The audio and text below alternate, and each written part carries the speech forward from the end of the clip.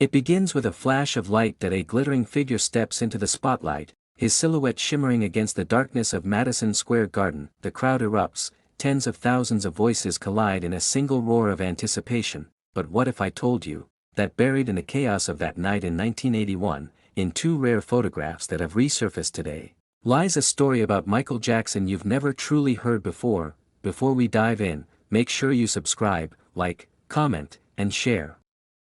Because this isn't just a story about music. It's about a moment frozen in time, a glimpse of Michael Jackson before the world crowned him the king of pop. It's July 1981 that the Jacksons are on their Triumph Tour, a run of shows that has gone down as one of the most electrifying performances in the history of American music. New York City's Madison Square Garden becomes the epicenter of an unstoppable force.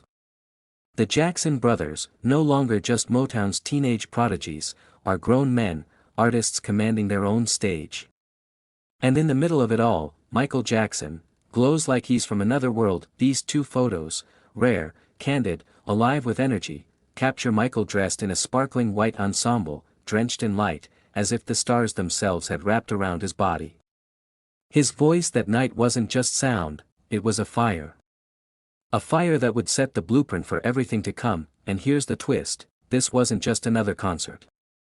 This was the night Michael Jackson tested the edges of his destiny. The setlist wasn't ordinary. Yes, the Jacksons delivered their hits, but woven into the show were songs from Michael's first true masterpiece, Off the Wall. Imagine it, Don't Stop Till You Get Enough, Workin Day and Night, Rock With You. Not as studio tracks, not as radio hits, but as live thunder inside Madison Square Garden. The audience didn't just hear Michael Jackson. They felt him. Each note was a warning, the Michael they thought they knew was evolving. Something bigger was on the horizon, but here's where the story takes a darker, almost haunting turn. When the Jacksons' live album was released from this very tour, it gave the world a taste of that energy, but only a taste. Listening today, you can feel the urgency, the hunger, the almost desperate need Michael had to break free. Every scream, every step across that stage at Madison Square Garden wasn't just performance, it was rebellion. That he was trapped in the skin of the Jacksons, but his soul was clawing for more. The rare photos from that night are more than just glitter and sequins. They are evidence. Evidence of the exact moment Michael Jackson was no longer just a brother in a band, he was becoming the king of pop, and the world wasn't ready. Think about it. 1981, Thriller didn't even exist yet. The moonwalk wasn't a global phenomenon. MTV barely played black artists. And yet, in those fleeting flashes of light on that stage in New York, Michael Jackson was already bending reality. Already rewriting the rules. Did the crowd know they were watching history? Did they realize those shimmering pants and that crystalline shirt were the uniform of a man about to change music forever? Or were they too caught up in the sound, too lost in the pulse, too mesmerized by a voice that could pierce through your very soul? Maybe that's the hidden truth behind these photos. They aren't just pictures. They're warnings. Prophecies. The child star from Gary, Indiana, was gone, the king was being born. And so, as you look at these rare photos today, Michael frozen in mid-performance, eyes closed, body surrendered to the music, remember that you're not just looking at an image. You're looking at a secret chapter of history. The exact point where Michael Jackson stopped being part of the Jacksons, and started becoming the legend, because after Triumph came Thriller. After Madison Square Garden came global domination. And after those shimmering white lights, came a moonwalk that would echo forever. This is why we tell these stories. Why we bring back rare photographs.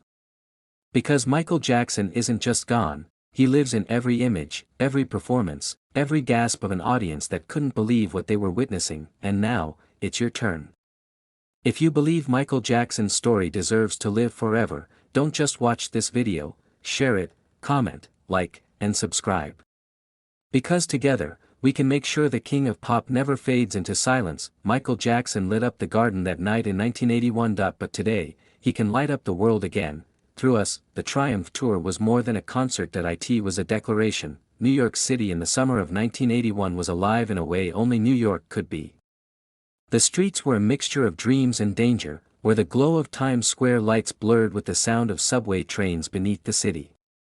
Hip-hop was rising from the Bronx, disco was still pulsing in downtown clubs, and rock and roll had carved itself into the very bricks of the garden, and yet, on that night, the city's heartbeat seemed to sync with one man. Michael Jackson. When the lights dimmed at Madison Square Garden, thousands of fans felt it, a shiver, a tremor in the air. Then, suddenly, the stage exploded into light.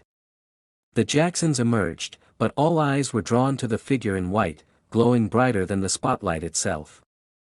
Michael's sequined outfit didn't just reflect the light, it multiplied it, scattering prisms across the arena like shards of a broken star. He moved to the front of the stage, microphone in hand, and the world seemed to stop, and then, the opening notes of "Can You Feel It" roared through the garden. The song was supposed to be about unity, about hope. But when Michael Jackson sang it, it felt like prophecy.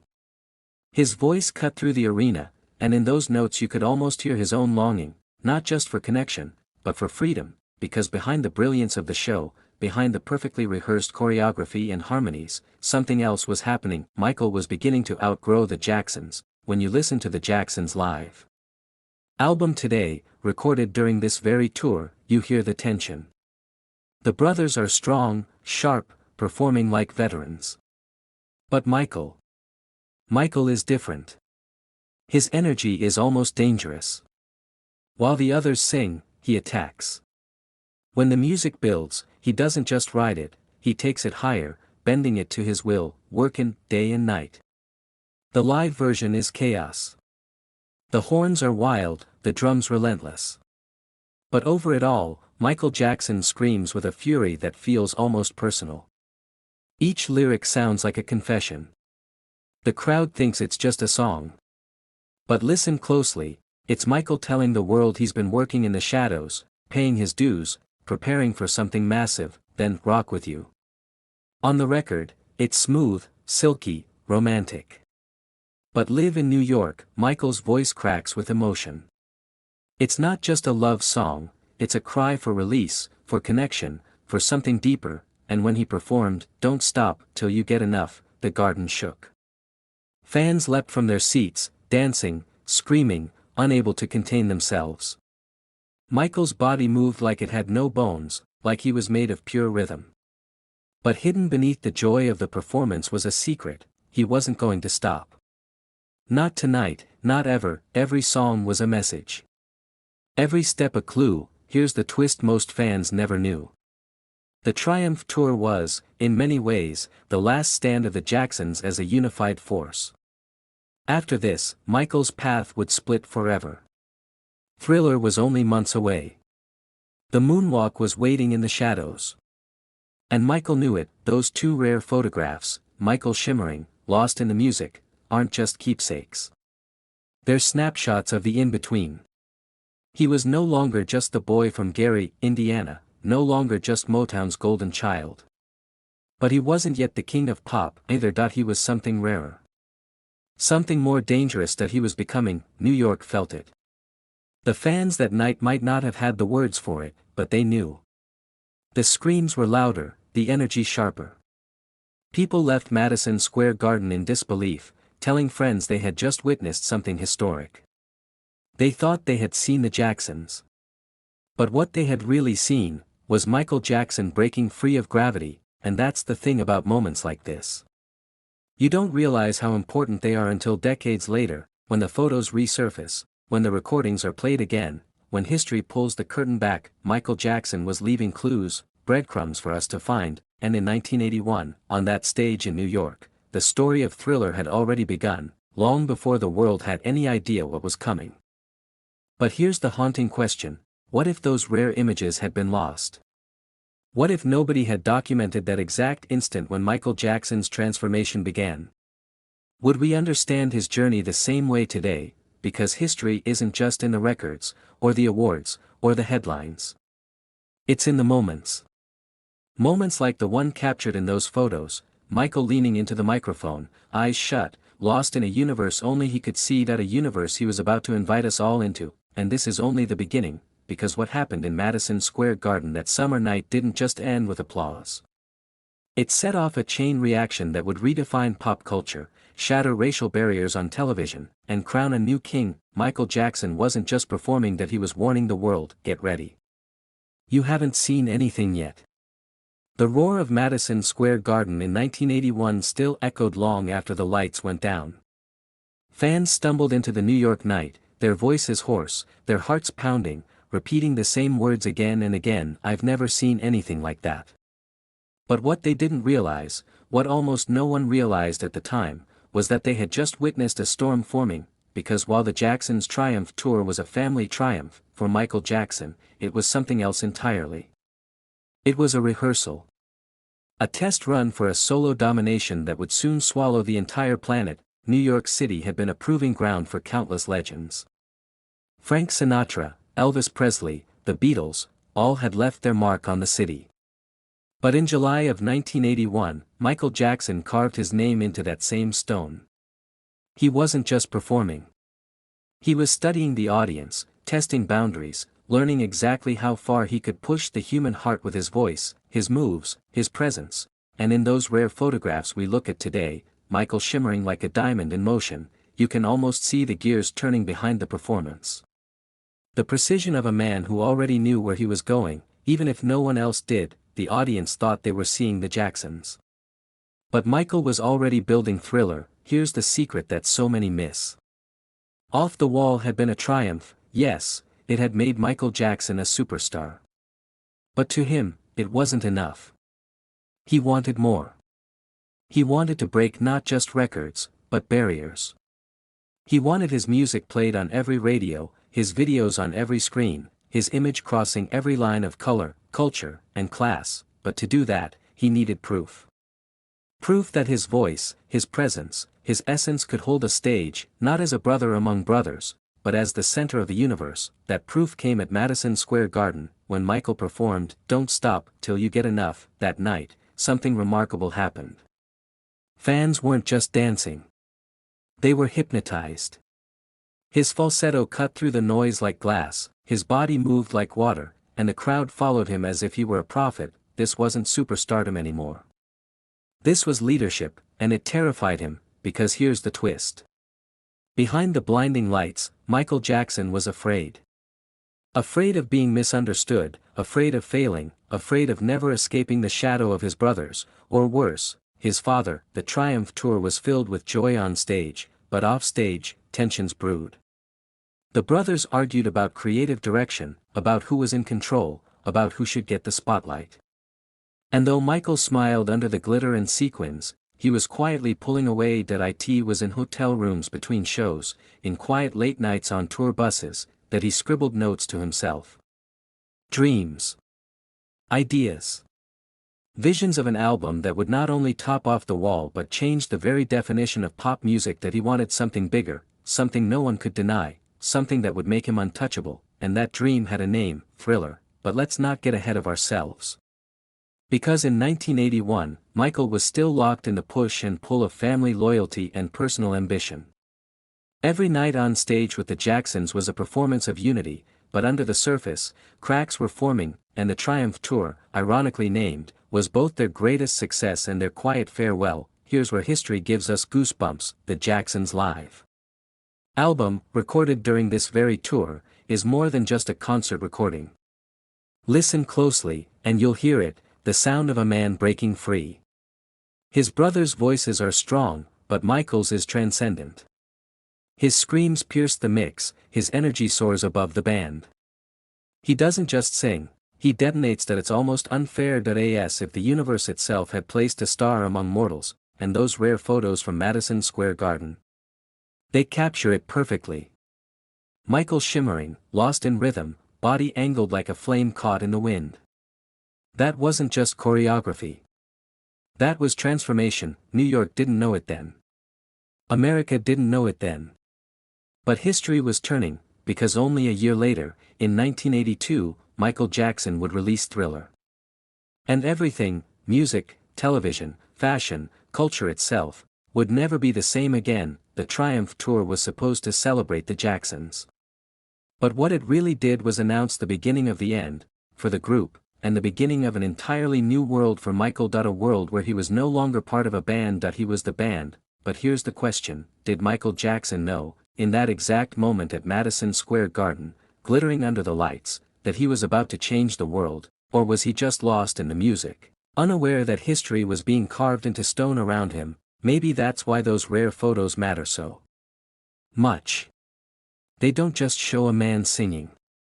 They show a man at the edge of destiny. The child was gone, the king was awakening. The Triumph tour ended with fireworks, applause, and headlines, but once the stage lights dimmed, once the sequins were packed away, Michael Jackson found himself in a silence that terrified him. He was 22 years old. A global star, but still, in his mind, not yet enough, because behind every ovation was a whisper he could not silence: "You're still just one of the Jacksons." In public, the brothers smiled, posing for photographs, celebrating their success. The live album was released, and critics praised its energy. But in private, arguments grew louder. Michael wanted innovation. He wanted sharper choreography, more theatrical staging, music that felt bigger, bolder, more dangerous. His brothers wanted unity, tradition, and control. The bond that had carried them from Gary, Indiana, to the heights of Motown was cracking. And Michael, the shyest of them all, was quietly pulling away. But this wasn't just a family struggle. It was a battle against an industry that still refused to see him fully. The early 1980s were brutal for black artists. Radio stations pigeonholed them, television networks ignored them, and MTV, a channel that had just launched, refused to play most black music videos. For Michael, this wasn't just insulting. It was a wall. A wall built on prejudice that he was determined to tear down, and yet, he doubted himself. In private journals, Michael questioned his appearance, his identity, his worth. He obsessed over perfection, terrified that one wrong move would send him crashing back into obscurity. The world saw the glittering suit and the effortless performer. But behind closed doors, he was a man haunted by insecurity. The Triumph tour had shown him a glimpse of the throne, but could he truly claim it? Here's where the story twists again. In 1981, Michael began working with Quincy Jones, the legendary producer he had met during The Wiz. Together, they shared a vision, an album that would not just succeed, but dominate. An album that would force the industry to take Michael Jackson seriously. No matter the color of his skin, the seeds of Thriller were planted in the shadow of Triumph. Each song idea scribbled in notebooks, each late-night studio session fueled by both hope and rage. Because for Michael, Thriller wasn't just music. It was war. Meanwhile, America itself was changing. Ronald Reagan had just entered the White House. The economy was in crisis. Racial tensions simmered in the streets of New York, Los Angeles, Chicago. Music, in that moment, wasn't just entertainment, it was escape.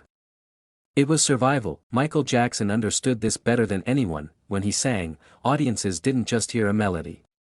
They heard freedom. When he danced, they didn't just see movement.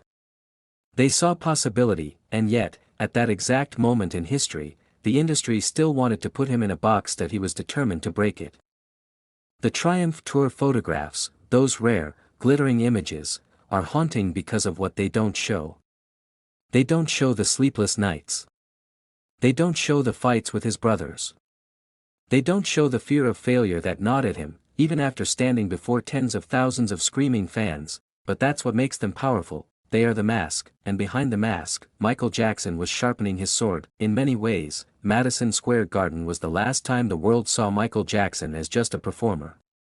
Because what came next would rewrite everything. In 1982, Thriller was released. 7 top 10 singles. 8 Grammy Awards. A record-breaking 70 million copies sold worldwide. But more than numbers, Thriller broke the wall. MTV could no longer ignore him. Radio stations could no longer box him in.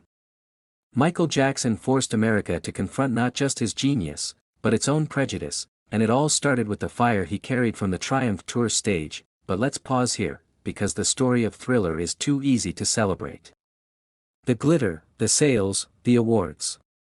What people forget is the cost. Michael didn't just give his talent. He gave his soul. Every ounce of perfection you see in those iconic videos, Billie Jean, Beat It, Thriller, came at the expense of sleep, of peace, of his own mental health. The child who once sang, "I Want You Back," with wide-eyed innocence had become a man consumed by the need to be perfect. The Triumph Tour showed him the crown, Thriller made him wear it, and once it was on, he could never take it off. So, when you look again at those rare Madison Square Garden photos, you're not just looking at Michael Jackson in 1981. You're looking at the last flicker of freedom before the weight of history fell on his shoulders. The young man in sequins, smiling, glowing, unstoppable, was about to become the most famous human being on earth. And here's the haunting question I'll leave you with, for now: was it a blessing, or a curse? Because history tells us that Michael Jackson won the war. He shattered records, redefined culture, and became the king of pop. But the battle he fought inside himself, that's a story we're still trying to understand. By the time the Triumph Tour ended, Michael Jackson was already gone, in a way. Not gone from the stage, not gone from the music, but gone from the boyish image that the world had known for so long. Those photographs from Madison Square Garden are proof of that. They show him shimmering like a comet, alive and untouchable, but also on the verge of transformation. The Triumph Tour was the last breath of Michael Jackson, the brother, the son, the boy who carried the Jackson name.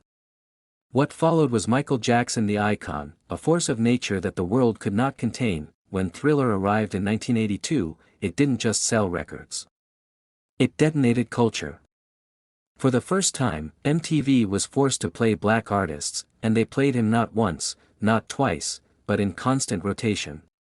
Billie Jean made him a myth, Beat It turned him into a rebel, and Thriller itself made him immortal. Yet when you look back, it's impossible to ignore the echoes of triumph within it all. The way he commanded the crowd at Madison Square Garden was the seed of what would blossom into the moonwalk on Motown 25. The way his voice cracked with urgency during Don't Stop Till You Get Enough was the same urgency that burned through every track on Thriller. The child of Motown had grown into something far larger, but growth came with pain. Fame brought scrutiny, and the crown he had always dreamed of weighed heavier than anyone could have imagined. Perfection became his obsession. Every note had to be flawless, every performance transcendent. He no longer chased applause, he chased something unreachable, something even he couldn't name. Perhaps it was immortality, perhaps it was freedom, perhaps it was love, and yet, through all of this, one truth remained. Michael Jackson never stopped giving. He gave his childhood, he gave his youth, he gave his very soul to an audience that he wanted to move, to heal, to inspire. That is what makes those photographs from 1981 so haunting. Because they show us Michael at the edge of innocence, right before stepping into a world that would consume him.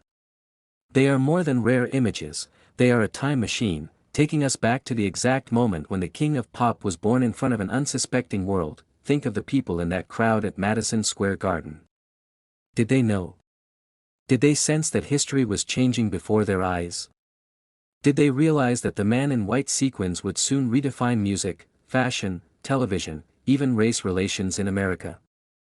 Or were they simply swept away in the sound, lost in the ecstasy of a voice that refused to be denied? That is the beauty of history, it hides its turning points inside ordinary nights, waiting for us to look back and understand. Michael Jackson stood on that stage in 1981 and poured everything into the microphone. Every scream, every movement, every note was a message to the future. He was saying, "I'm coming. I'm bigger than this moment.